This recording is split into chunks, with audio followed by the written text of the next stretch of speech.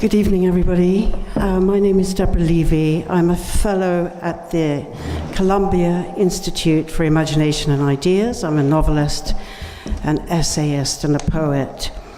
I'm happy to say that Amit's conference is on the right side of history, because at last the great French writer Annie Ernaux, born in 1940, who has for decades been practicing the art of against story, has now found a vast new generation of readers in the new translations of her work, published in Britain by the incredible Fitzcarraldo Press, an independent and most discerning publisher of serious literature, led by Jacques Testard, who, when he was an editor at Notting Hill Editions, a publishing house also described as the home of the essay, commissioned the beginning of my own living autobiographies. My congratulations then to Fitzcarraldo and Ernaux's translator, Alison Strayer, for, amongst other things, bringing Ernaux's The Years to our attention. As Marguerite Duras told us, if we have not read many books written by women, and indeed if we have one woman on the stage for a conference today or yesterday, we cannot call ourselves intellectuals because we simply do not have enough data. In the spirit of bringing this data to the conference, I would also like to acknowledge the essays and novels of Elizabeth Hardwick, now being reissued by Faber. I have written the introduction to Hardwick's interrogation of storytelling in her collection of essays titled Seduction and Betrayal. Here is a review from the New York Review of Books. Elizabeth Hardwick's compressed singular work, Sleepless Nights, was described when published in 1979 as a novel. It bore, however, a peculiar relation to the genre. It was a novel without a plot, with a protagonist who shared the name of its author and whose successive circumstances followed the known contours of Elizabeth Hardwick's life. And so it goes on. So it seems to me that these are some of the giants whose shoulders we stand on today at this conference. Am I against story? No, of course not. So then, why does my heart sink when I read the line, "I give you a story"? Or when a writer says, "I was put on earth to tell stories"? It's as if the story is a sort of pacifier, a tranquilizer, a dummy stuffed into the mouth of the writer to prevent her from speaking. So my question to this conference would be, what does story prevent us from telling? An example of that would be, say a child has a really bad day at school and might be prompted at the end of the day to speak to their parent about that day.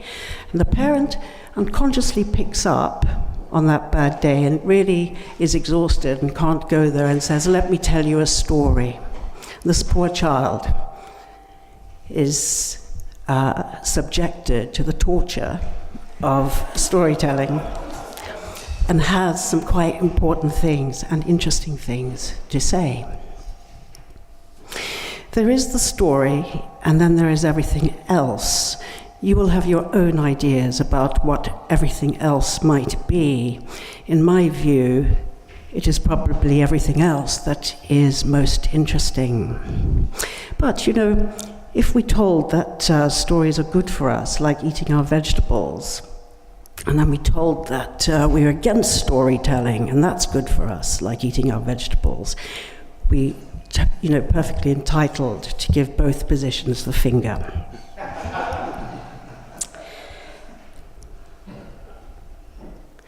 As Roland Barthes told us, writing is always a sort of behavior. And story often behaves like a canard de confit. That is to say, story is stored in its own fat and conserved, a familiar comforting dish. It's as if the commodity of story actually puts a stop to the imaginative reach of our minds or the skills a writer needs to hold many contradictory thoughts at the same time. And I certainly see that when I teach writing to my students, because the culture is telling them, literary culture is telling them, to pay a great deal of attention to the commercial health and safety regulations for getting published. And this they do, because they're desperate to get published. At which point, the writing becomes so hyper-intelligible, it tragically dies in its crib before it can open its eyes and stare at the world. It's as if the story is something that exists separately to the writing, actually separately to the human scale way of living life. So a more interesting question, apart from what story might stop us from telling, is something to do with literary purpose. What is your literary purpose? What are the aesthetic values you admire? I'm going to read 3 pages from the beginning of The Cost of Living, which I have described as a living autobiography, meaning that it's written in the present tense. It's not written in retrospect at the end of a life. It's written whilst living the life. So I don't have the hindsight of wisdom. I'm not writing from that position. As Orson Welles told us, if we want a happy ending, it depends on where we stop the story. One January night, I was eating coconut rice and fish in a bar on Colombia's Caribbean coast. A tan, tattooed American man sat at the table next to me. He was in his late 40s, big muscled arms, his silver hair pinned into a bun. He was talking to a young English woman, perhaps 19 years old, who had been sitting on her own reading a book, but after some ambivalence had taken up his invitation to join him. At first, he did all the talking. After a while, she interrupted him. Her conversation was interesting, strange, and intense. She was telling him about scuba diving in Mexico, how she'd been underwater for 20 minutes and then surfaced to find there was a storm. The sea had become a whirlpool, and she had been anxious about making it back to the boat. Although her story was about surfacing from a dive to discover the weather had changed, it was also about some sort of undisclosed hurt. She gave him a few clues about that. There was someone on the boat who she thought should have come to save her, but then she glanced at him to check if he knew that she was talking about the storm in a disguised way. He was not that interested and managed to move his knees in a way that jolted the table so that her book fell to the floor. He said, "You talk a lot, don't you?" She thought about this, her fingers combing out the ends of her hair while she watched 2 teenage boys selling cigars and football shirts to tourists in the square.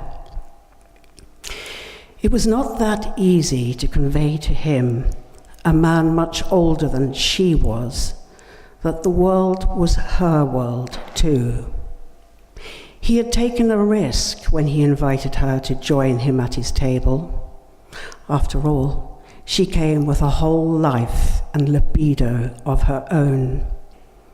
It had not occurred to him that she might not consider herself to be the minor character and him the major character.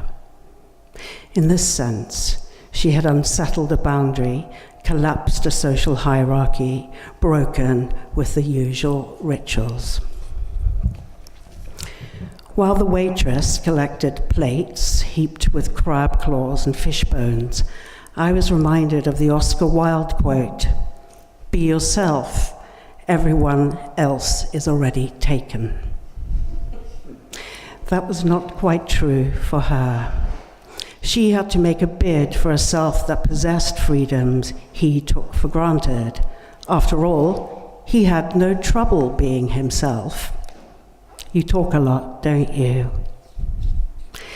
To speak our life as we feel it is a freedom we mostly choose not to take. But it seemed to me that the words she wanted to say were lively inside her, mysterious to herself as much as to anyone else. And I'm just going to read 2 pages from Things I Don't Want to Know. This is the first book in what will be a trilogy. The Cost of Living, which I've just read from, is the second. And the third one will be titled Real Estate, in which we look at our property portfolio and see what we claim and how we have been claimed. And I'm reading this because this is really about changing a story. Because what I'm sort of missing from the conversation this afternoon is what's at stake. What's at stake is my next question. So I'm plunging straight into page 21, in which I give the institution of motherhood a literary spin. How dare I? Is it a literary subject, or what? Mother was the woman in the whole world that had been imagined to death. It proved very hard to renegotiate the world's nostalgic fantasy about her purpose in life.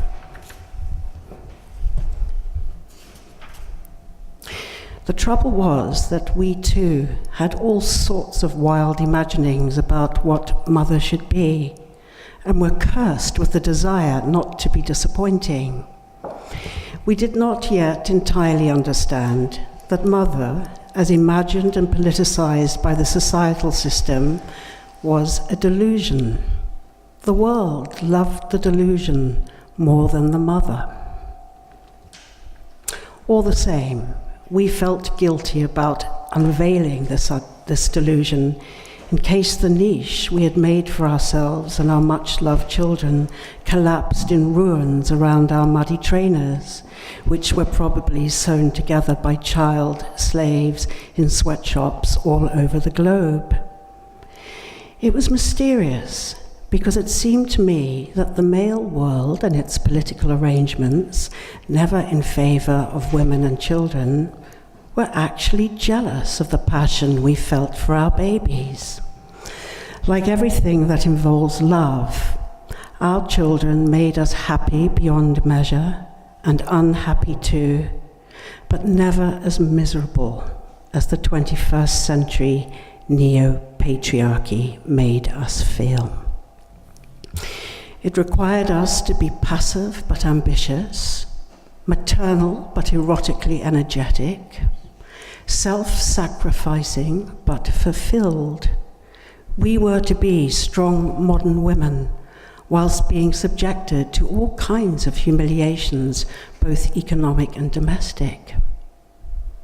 If we felt guilty about everything most of the time, we were not sure what it was we had actually done wrong. Adrienne Rich, whom I was reading at the time, said it exactly like it is. No woman is really an insider in the institutions fathered by masculine consciousness. That was the weird thing. It was becoming clear to me that motherhood was an institution fathered by masculine consciousness. This male consciousness was male unconsciousness. It needed its female partners, who were also mothers, to stamp on her own desires and attend to his desires, and then to everybody else's desires. We had a go at cancelling our own desires and found we had a talent for it.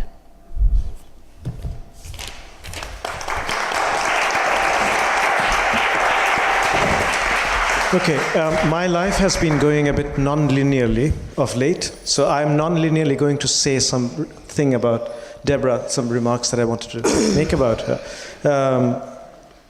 Besides the kind of facts of her published career, beginning with the novel Beautiful Mutants in 1986, which is when I became aware of her. Swallowing Geography in 1993, Billy and the Girl in 1996, and then there's a long gap. And then she, to use one of her own words, surfaces again with Swimming Home in 2011 and Hot Milk in 2016, both of which were shortlisted for the Booker Prize. There's a book of short stories as well. And now the ongoing living autobiographies. So so others would use maybe a word like comeback, but I prefer the surface word, the seeming to sort of go under the surface and then coming up again, because it's a word, and words like swimming and water are metaphors that Deborah keeps coming back to in various ways. It seemed to me that also a particular world had gone under, and I don't know if Deborah's resurfacing means that other bits of that world are also coming back. So these are just my initial impressions that Deborah didn't necessarily, the kind of writing that she does, doesn't necessarily belong to the group that in Britain seemed to have most benefited in the 90s from the post-Thatcher, Blairite kind of world, which you tried to escape by coming to France, which I escaped by going back to Calcutta at the end of the 90s, you in 2000, but which you also referred to when you mentioned the 80s, and you said something happened. And I got very depressed, and I thought that everything that I was interested in terms of writing, had gone out of the window. I think the Amos, McEwan, Barnes, all began idiosyncratically and then became embedded in a particular world. But Deborah's work is a resurfacing of something else. I see another world which has gone away. David Gascoigne, Kathleen Rain, Adrian Mitchell, whom you mentioned, I think, in terms of borrowing a shed from. So if I can just intervene. My early novels, Beautiful Mutants and Swallowing Geography, were written when I was 27 and then published when I was 29, and then Swallowing Geography sort of around 31. And so those, when those were first published, some of the critical reactions to those books was that I was called the Antichrist of narrative. And although that was a very cool thing to be in my social circle, it was actually infuriating to me. It was incredibly undermining, because I'm so deeply interested in narrative. And my life's work is all about narrative. And it's all about, by which I mean, how one thing connects to another, the connecting conversation between you and me, or whatever.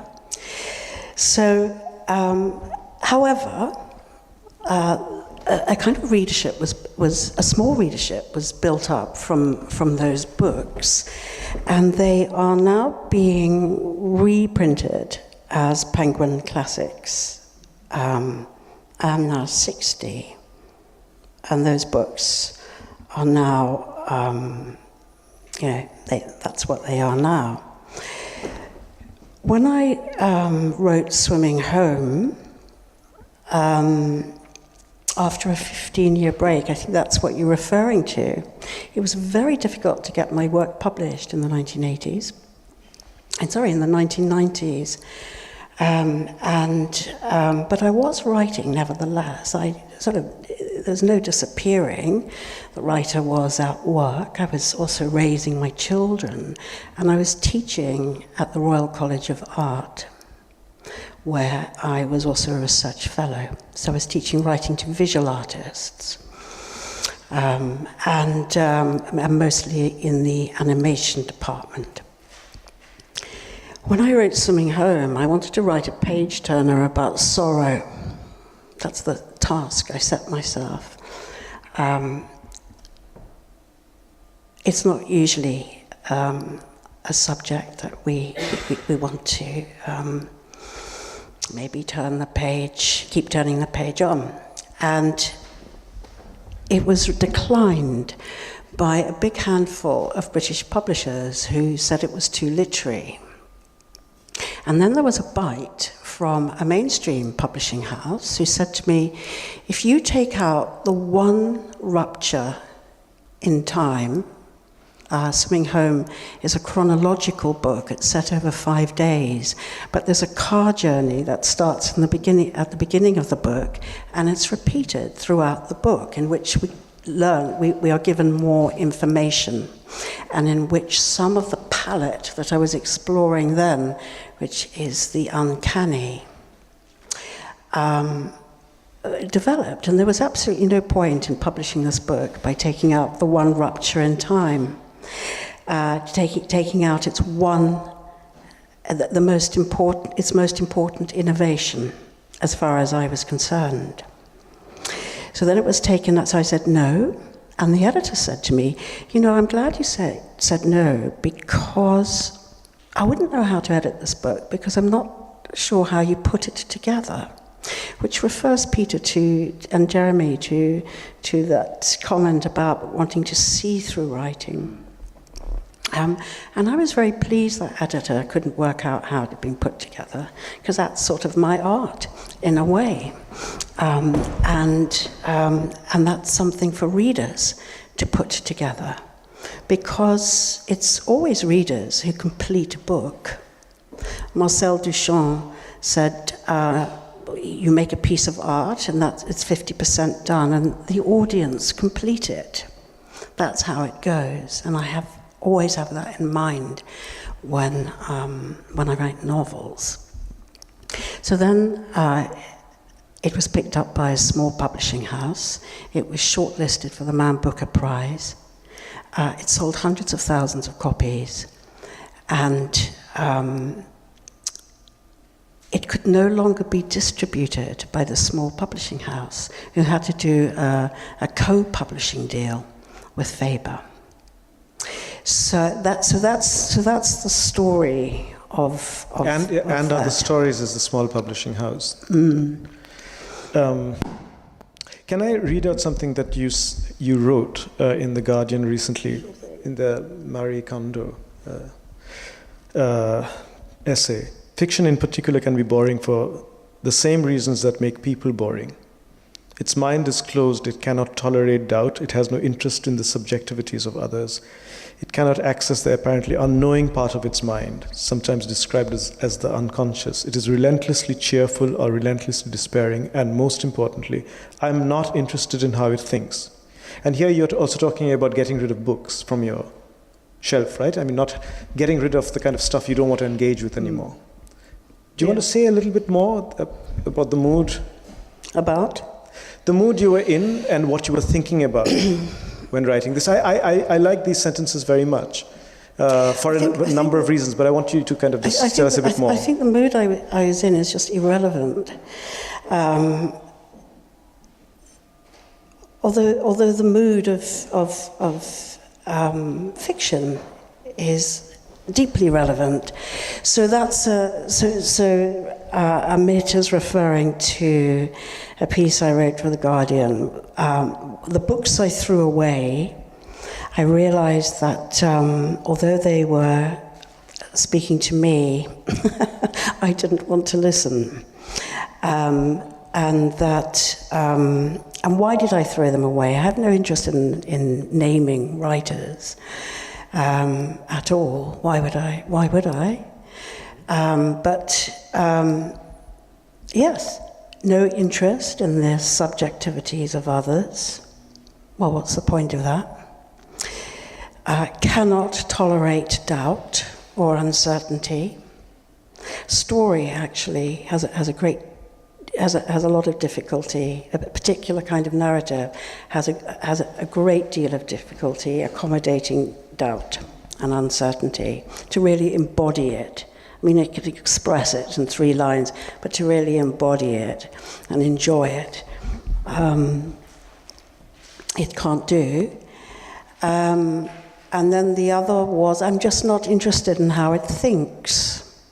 So you will know that there are books that you can't pick up because you're not interested in how the writer thinks. It doesn't matter about the beauty of the sentence or the level of the sentence. If I'm not interested in how a writer pays attention to something or what she is paying attention to, I really don't care how magnificently she writes. So that was crucial.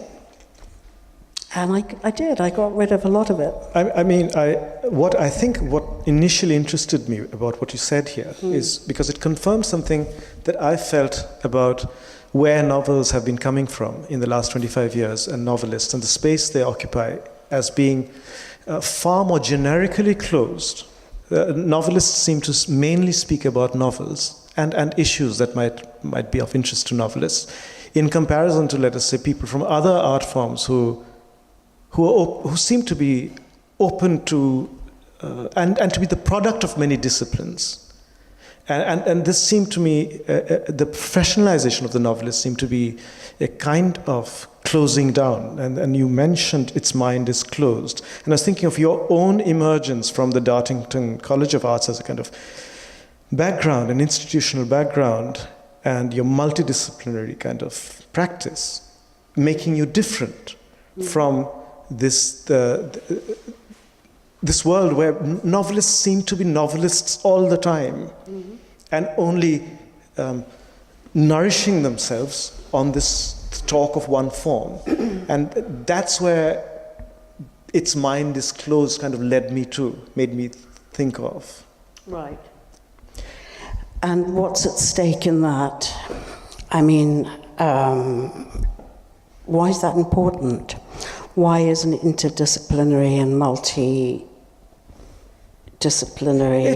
education important? I mean, I believe it is, but why do you think it's important? I just think that, when I look at the number of really interesting pop musicians or rock musicians who emerge from art school, and I was thinking of what it is that closed down in terms of the way they were dealing with the form, what it is that closed down novelists, and what it is that so professionalized them at a certain point of time, and why they only read novels and seemed to talk about reading novels and doing little else with their time. So anyway,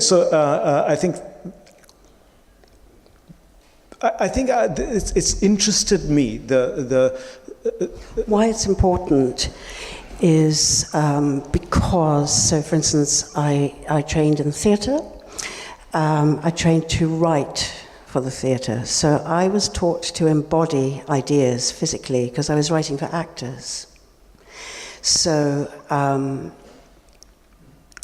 embodying it's not really just embodying a character. You're embodying arguments in a fiction via avatars, if you use them, and if you use the I, that in itself is a performance.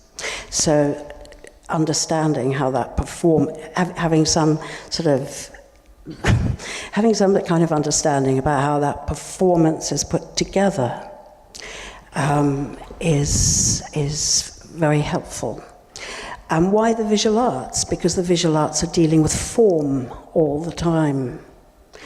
And a conversation between literature and, say, I can't think of any one particular artist now. Well, we could go for Louise Bourgeois. She did something very interesting. These aren't her great works, but some of her drawings that were recently exhibited at the Freud Museum, she pierced the surface with a pin, so there were all these little holes over the image, almost as if the unconscious of this painting was going to crawl out. Well, that's quite a good note to give to a creative writing student who has her eye on the health and safety regulations for getting published. But who else did that? Muriel Spark did that. She inserted a sort of panic into a sentence. So for example, Swimming Home starts when Kitty Finch took her hand off the steering wheel and told Joe she loved him. He no longer knew if she was having a conversation or threatening her. So that idea that you can use love to threaten, that it isn't just a sentimental sharing of high emotions, is packed into that sentence. I learned something of that from Louise Bourgeois. Then if you look at the sort of shamanic skills of some actors, and look at how and understand how they put that performance together, that's very, very useful for creating a dynamic in books. So that's what's at stake. I'm only really interested in that question. What does story stop us from speaking of, and what's at stake? I loved your Joyce talk, and I just wanted to come back to you with my favorite Joyce quote, which is when James Joyce was having his portrait painted. He said he was a bit of a dandy. He took a great deal of attention, paid a lot of attention to his clothes. And he said to the artist, "Forget the soul, get the tie right." Okay, one last question, and then I'm going to open it up. There was some discussion today of this need to resist transparency. So the need to kind of, the not wanting transparency, not wanting stories which are perfectly intelligible. There is that kind of desire in us for that as well. And I was reminded of something you mentioned in a seminar, again to do with your bookshelves and what was on them, about Lacan being the one writer you kept reading and rereading, partly because you said you didn't completely understand him. And I was thinking about the importance of what is resistant to understanding. And if you could say something on that. What is resistant? To understanding. What do you mean, what is resistant to understanding? Why is what is resistant to understanding Interesting. interesting? Yes, because there's something to find out. There's what I mean, the reach of ideas that are beyond our comprehension at a first read, and in Lacan's case, the third and fourth. In fact, I'm speaking at a Lacanian conference tomorrow on Goldilocks and the Three Bears. That's the sort of thing writers get up to on a Saturday morning. What's the point of coherence that isn't really impossible sometimes? So it's very good for us, I believe, to think and say things we don't yet understand, and to read things we don't yet understand. One of the pleasures of reading, of course, of reading and writing, but for myself, of writing, is not to sort of blah on about story, but to actually reach for ideas that are absolutely impossible to convey to you, and working for the reader, which I don't find at all vulgar, is the blast is that moment where from all this impossible stuff you have made something coherent without taking away everything that makes it fragile and vulnerable and difficult and uncomfortable and awkward. So all writing, as far as I'm concerned, is a sort of balance of between enigma and coherence and desire. Does anybody want to ask questions? Yes, Jeremy? I was wondering, since I feel in such kind of sympathy with the way you describe what a piece of writing should be, I was saying this morning that I felt pretty desolated by the mid-'80s, actually, about what was available to read, that a lot of stuff was beginning to pass me by, and this lasted for 15 years. I no longer feel this. I feel there's something going on which is making all kinds of new writing that I suspect is very exciting. Some I know is for a fact. Is that your feeling too? I mean, do you feel that the work that you're doing is part of some kind of re-emergence of interesting writing after this wasteland that we seem to have been through? Yes, I do. I mean, that would be something to ask the audience. I think that the really exciting work of writers like Maggie Nelson, of Rachel Cusk, of indeed all the reprints of Annie Ernaux. I think that the really dusty, rusty sort of mechanics of narrative without any fracture in time, with unbelievable moral resolutions to human problems, I kind of think that's over. Anybody else?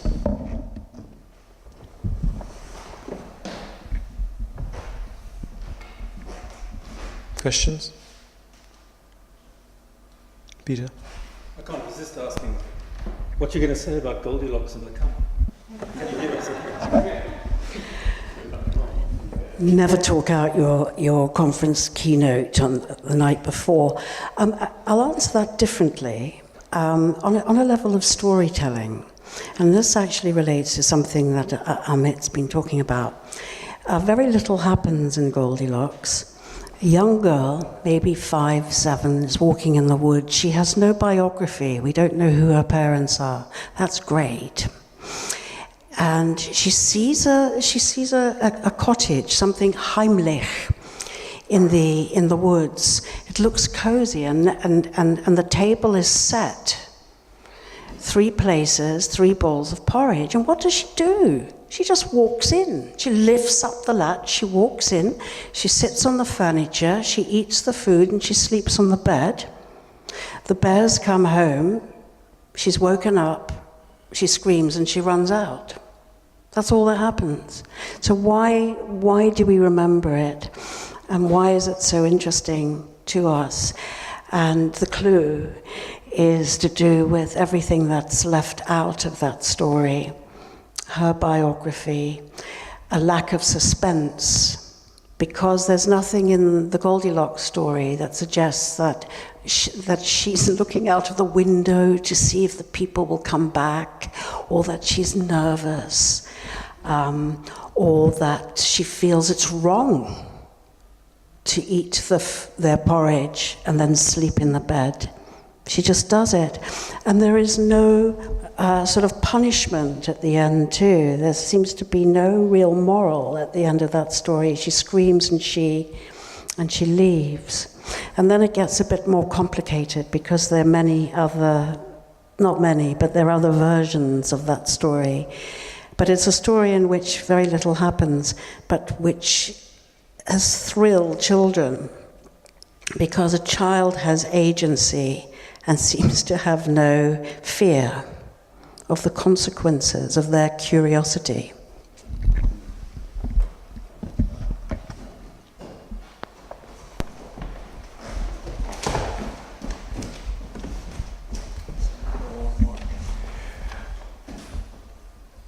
I wonder, as we wind up our day, if is it fair to say that, Deborah, you're really very comfortable with it, kind of once upon a time, luring your audience in with a storyline that's going to be rich and full of surprises and side doors and things that you can do that make the narrative thrilling.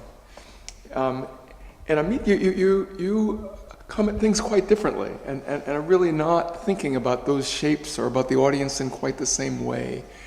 And can we say that in the world of writing, there are very different ways to do things, and that there's plenty of good room, as they say in church, for both of these points of view. And are there points? Is that fair to say, first of all? And are there points of confluence that we might have missed as we've heard you speak today?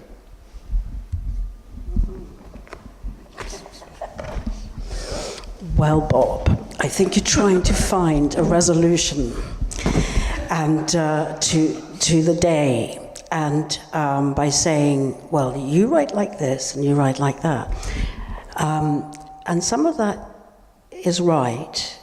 I think at the end of the day, I'm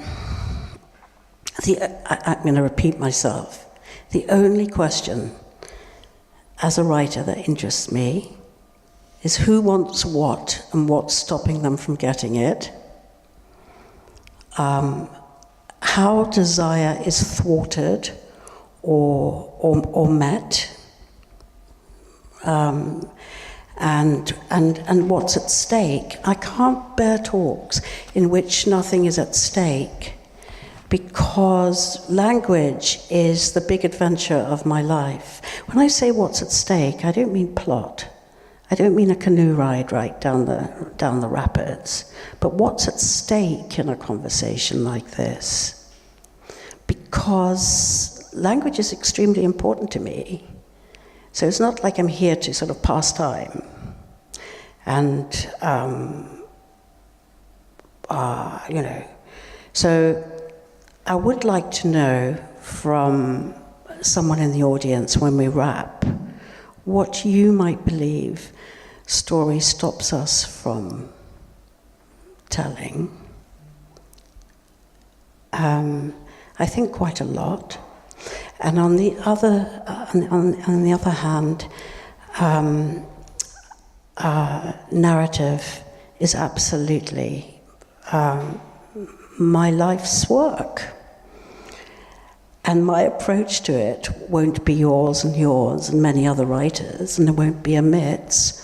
There'll be, and is that okay? I don't know. Depends on what's at stake.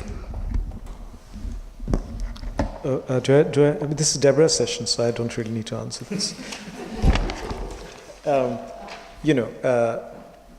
I'm very, very glad we've been able to discuss today for the second time. What story keeps us from, opening out onto? What is it that story closes down? That's what we've been trying to figure out from our experience of having felt thrilled and transformed by things that have done nothing in a work, whether it's cinema or writing, to advance the story. What is it that made space for that dilation which meant so much to us and often is what we recall, even from extremely powerfully plotted stories which also exist on some other level, so that we cannot remember the ingeniousness of the plot. I'm thinking of The Great Gatsby, which on rereading I realized how ingeniously and movingly it had been plotted, but I now can't remember why I thought so. And certainly when I reread it, I had no memory of it having been plotted so well, so amazingly. What I still remember from it is something else, right from the first paragraphs onwards. And this, I think, what is at stake is the intimation of life, and life as something that is not represented and does not wholly depend on the story of a character at the center, but we are trying to encompass something else by that word. So I think that for me, that's what is at stake. Thank you so much. Thank you, Deborah. Thank you all.